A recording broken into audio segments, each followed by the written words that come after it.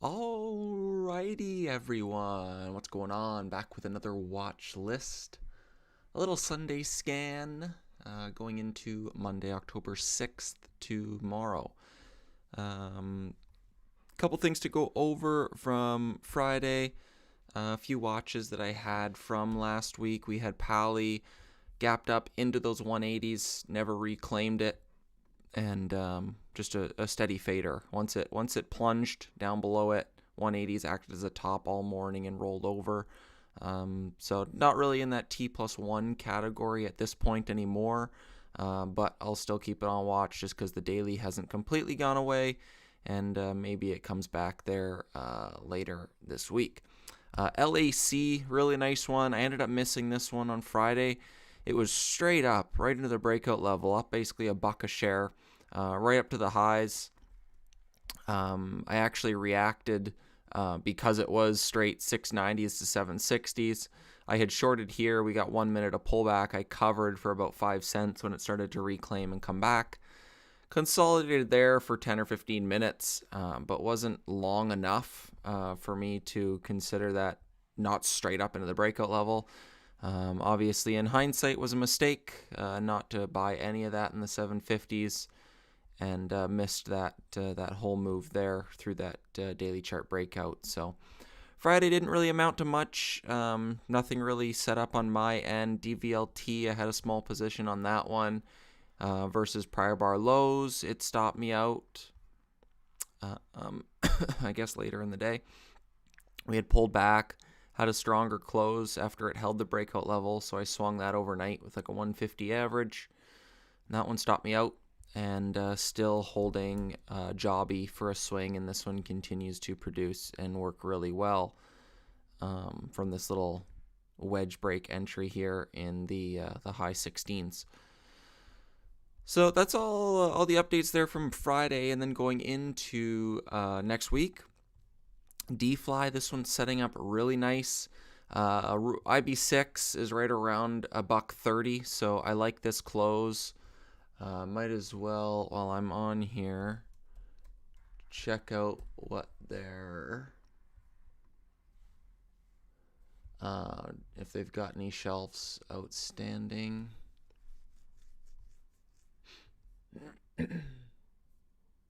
Yep, I see an S1 from June. Looks like it's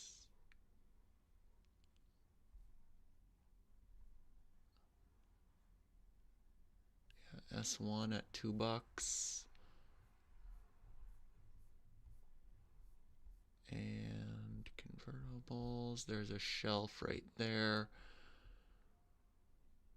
Still wide open, and that one's off an S3, so the shelf back from 2023. Typically they have a 3-year shelf life.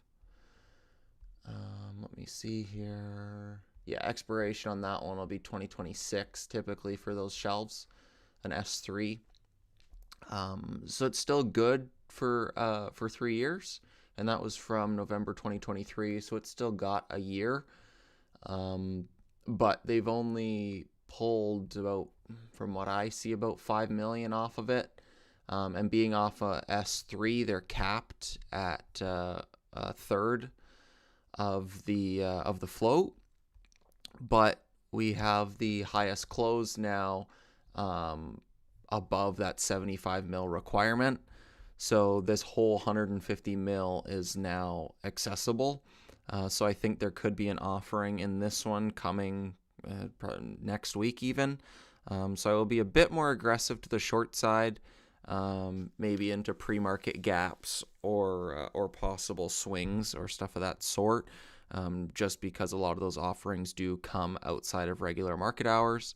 But this is setting up really nice for a first red day, going gap to gap to gap.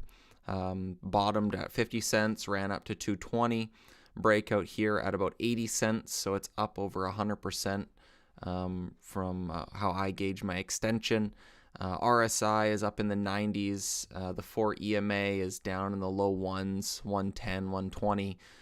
So there's lots of meat on the bone. This is setting up really nicely. And you can see volume profile, support's not back till this breakout level. Got a little bit of resistance up there in the 190s.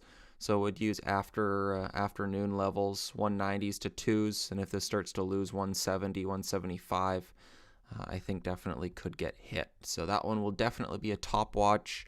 A-grade setup going into next week. Flick through a few of these other names. New A rolled over under the 180s, not holding up the greatest at this point. Set some price alerts there at 220s. If this were to fade straight down tomorrow and get down to like these 110s, I'd possibly bounce that Tuesday the earliest, but would need to see another fade day at least. LAC, nice breakout. We went over that one. ADAP, nice little bounce there off that 12-cent support. I think there's edge in this that I'm watching what most people aren't, and everyone had it on radar over here, and now nobody is watching it. They probably don't even remember it, but it's setting up pretty good. Push, pull, lower high, double bottom. So if this starts to take out those 16s, then I could think possible pullbacks towards 12 once we get a confirmed higher high, and then would look for a higher low for a possible swing trade. But so far, no position. Want to see it prove itself a little bit more, but it's setting up pretty good. Lumen, we've gone over that one a couple times over the last couple days. Double top there in the 660s. It's been straight up from 550 to 660, 650. So I'd like to see sideways, maybe another pullback tomorrow, and hold closer to highs where it pushes and pulls back so much, pulls back so much. Maybe if it could push and then hold in like the 620, 630, so that when it starts to re-break out and reattempt those highs, it's not so extended from the recent lows. Jobby, I've gone over the thesis on this one. Very comparable to Lu right over here. Once it breaks down, consolidates, goes on a little run, and then possible re-breakout. So if this can push up towards 20, it's a possible lock spot, and then ideally rescale on pulls or onto re-breakouts for a bigger picture idea. Has a really nice history of multi-day runs, so I think it's shaping up pretty well. We'll continue to look to swing that one. Open, I like the fail on this one on Friday. Pushed up back into that key level in the 880s. If you recall, over here was the prior support spot, and every time it pushes up and around those 880s, it just starts to roll over. There's clear sellers up there, tons of volume stuck overhead. You can see all the volume that came in up near those highs, and prior support is acting as resistance. That's exactly what I want to see for a daily failed follow through setup. The final key is the 770s, 780s for a support crack.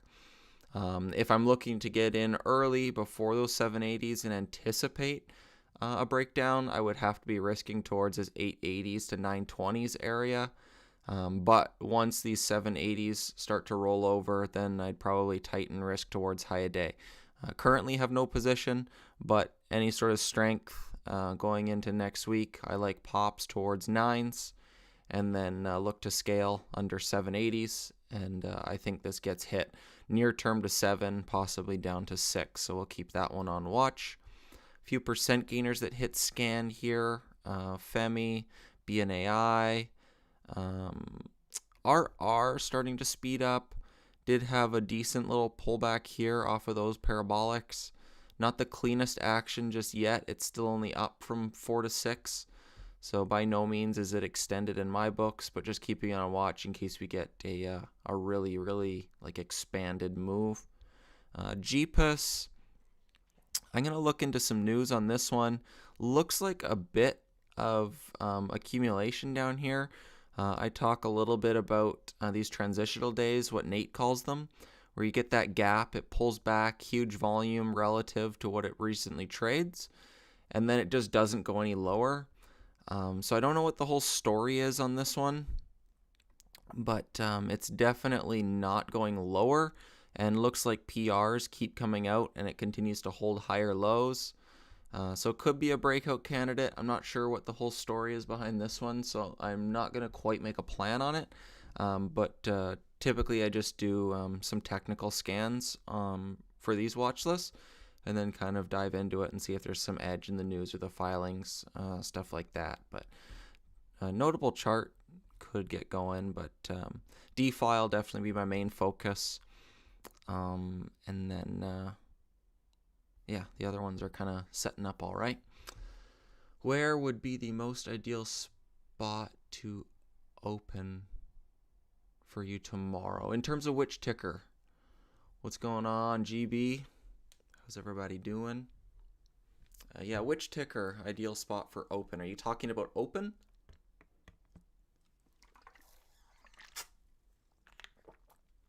On DFly? I don't really have like an ideal spot for it to open.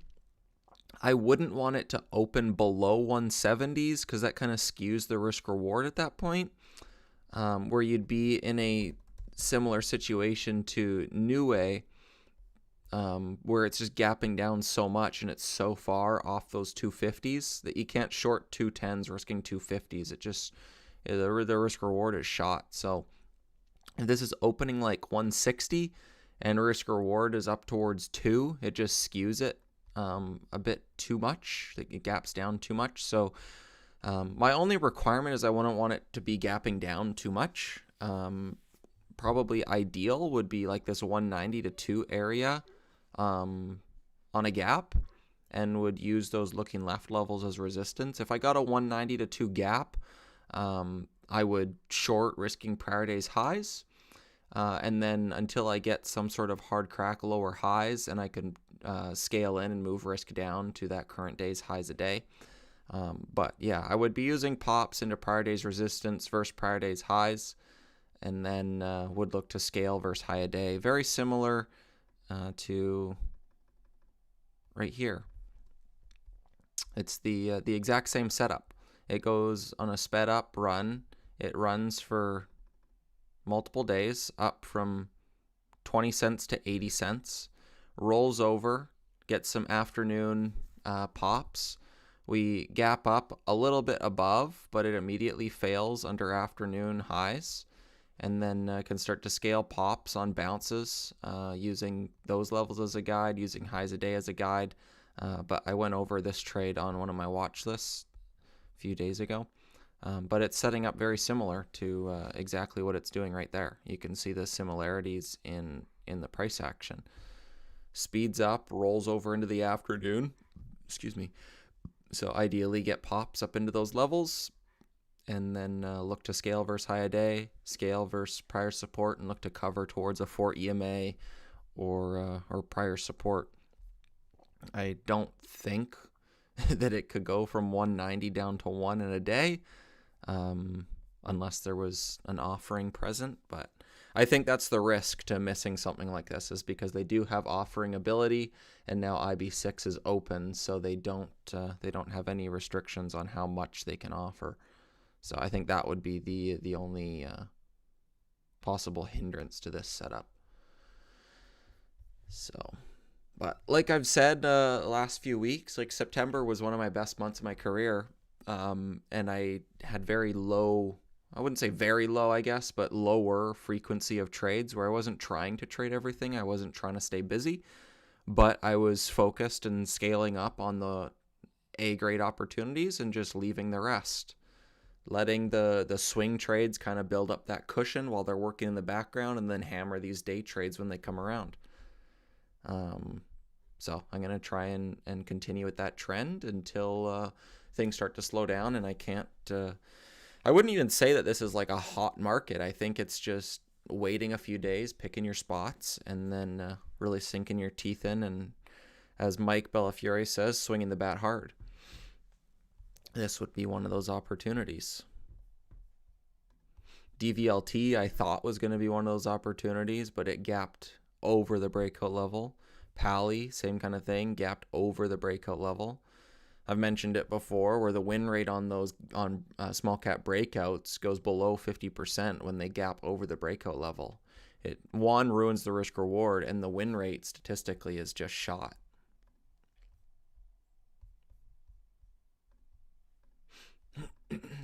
else? What else? Yeah, keeping back burner eyes on ADAP. I had this one on watch. It's not trading a ton of volume. Didn't really go on any multi-day runs, so I doubt I really trade that one. Probably don't have to watch it too closely.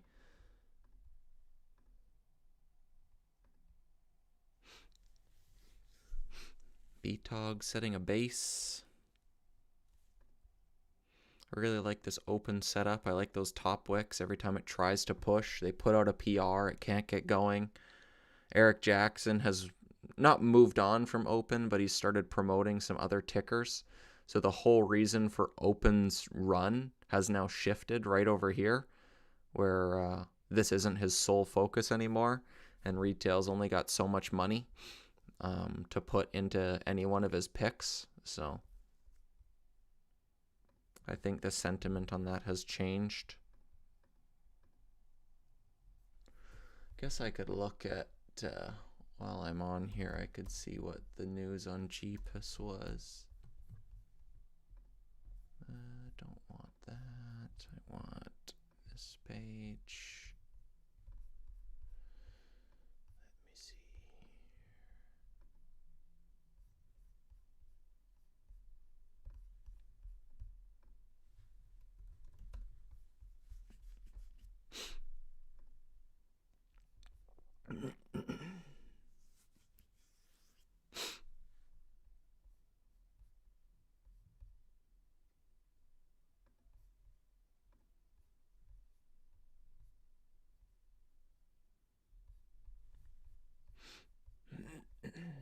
What was the news?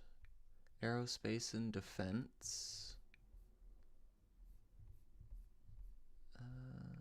Owns and man. Oh, this is a data center play.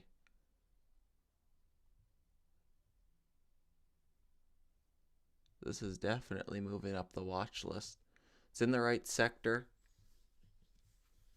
It's got a crypto segment. It's got an aerospace segment. It's got a data center segment.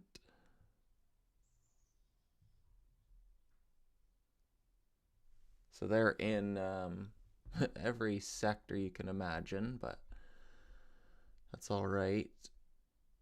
Yeah, hyperscale data. So if people start picking this up as a data center play, it could get moving. There's a Bitcoin pairing is treasury allocation. So it's got a Bitcoin treasury, 20 million. And what was that gap day? 9/15. 100 million Bitcoin treasury was that gap day. They declared a dividend on the 17th that day. So it seems like it's in the right sector. It's got the right news.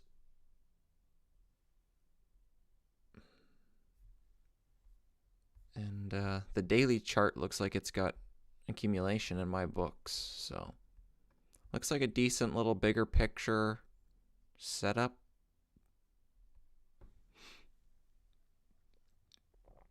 It does have like the breakout level all the way up here is probably a stretch, but it's starting to perk through these past couple highs. Not like a super clean downtrend. I guess kind of like this. So I could probably look to buy versus prior day's lows. Something that would keep me in the trade. But I like that it's pushed, pulled, consolidated, and now holding its gains right up near those recent highs. And I like that it's a data center play while stuff like NBIS and whatnot is moving. Like, let's see, data center.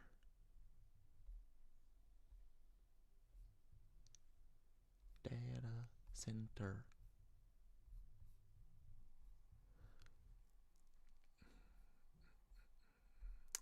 APLD. That one's been running.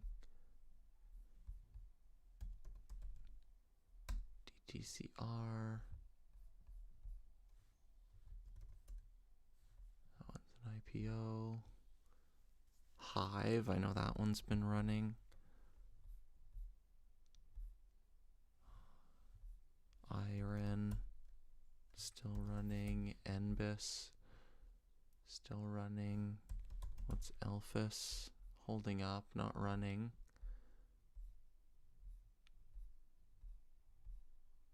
How did NVIDIA's breakout end up working? That one broke out. I think it was all-time highs. Looked pretty decent. Hasn't really got going yet, but it's still holding up.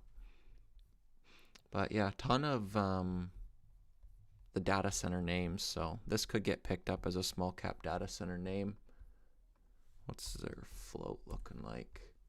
Share structure.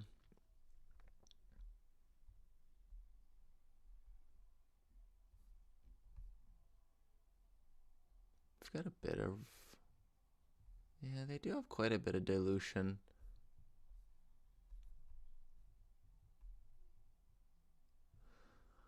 $120 million outstanding.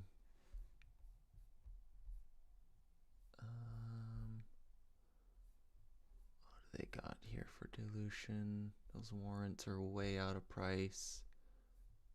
I think they had an ATM, I think.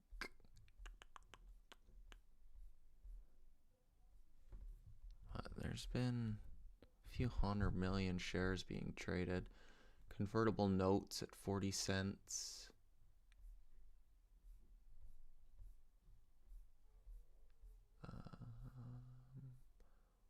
Where's the ATM? There's so much dilution on this thing. There's an ATM.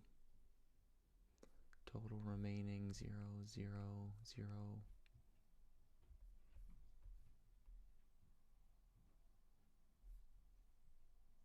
There's one. 125 million from August, a couple months ago.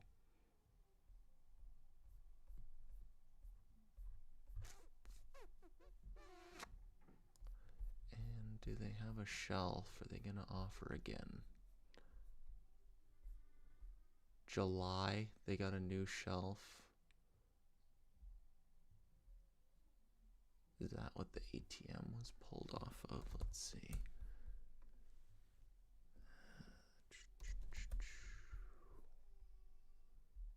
Back in July, it got amended. Give me 1 second. So it came out in July, amended in August. Then they put a B5. Yeah, that was that 100 million. So that's a good start, is that the ATM is taking up that whole July 2025 shelf. Those ones been replaced. So it seems like the main dilution to worry about is the 125 mil ATM. That's what I would consider to be the main worry on it, dilution-wise. But if they don't sell it, then they don't sell it. So if DFly is lower volume, does that increase your conviction? No. The what I like to see on these, like even here, it worked really good, where you get a pullback from 20 cents on a 70-cent name, and the volume in comparison was way lower. I don't mind, like I don't really pay much attention to the volume. What I do look for is like a 15-minute. If it were to push, I would want to see that push have a ton of volume and then get sold, because now I've got that other block of bag holders right up above.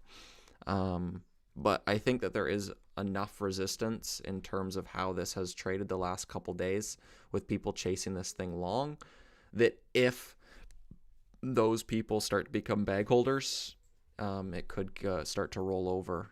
So I won't pay too much attention to the volume. If the volume's lower, it shows less demand. But if volume is higher and then we're below those prices, then that's just an added level of bag holders that would help the fade. So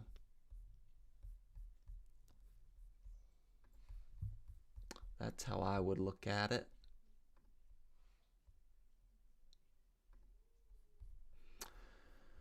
Alrighty, I think I am going to wrap it up there. I think I touched on enough. Decent little watch list there, quite a few on watch going into next week.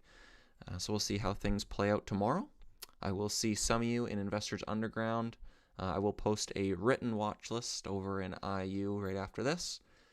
And I will see you guys on the next one. Peace.